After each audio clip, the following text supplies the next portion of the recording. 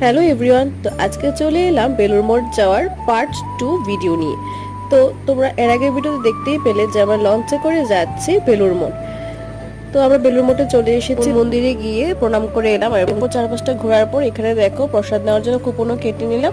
এখন আমরা চলে এসেছি প্রসাদ নেওয়ার জন্য। আর আজকে কিন্তু রোদ তেমন না থাকলেও গরম প্রচন্ড আছে। প্রসাদে আমরা কি কি খেলাম সেটা নিয়েও কিন্তু খুব তাড়াতাড়ি একটা সেপারেট ভিডিও আসছে। তো বেলুড় মঠ থেকে যাওয়ার পথে দেখলাম আঙ্কেলটা এখানে পেয়ারা মাখা বিক্রি করছে। তো আমরা নিয়ে নিয়েছি, তবে এখন খাবো না, আমরা প্যাক করে নিয়ে নিয়েছি, লঞ্চ দিয়ে যেতে যেতে খাবো। তো দেখতে দেখতে আমরা দক্ষিণেশ্বরে পৌঁছে গেলাম। এদিকে দেখুন দক্ষিণেশ্বর মন্দিরের চূড়াটা দেখা যাচ্ছে। তো যাওয়ার পথে দেখলাম এখানে দিলখুশ মটকা কুলফি বিক্রি করছে। আর যা গরম পড়েছে তো ভাবলাম আমরা খেয়ে নিই একটা একটা করে। তো এখানে প্রতি পিস নিয়েছে 20 টাকা করে, আর খেতে বেশ ভালোই ছিল। তো আজকের ভিডিওটা এই পর্যন্ত, দেখা হচ্ছে নেক্সট ভিডিওতে। Bye bye.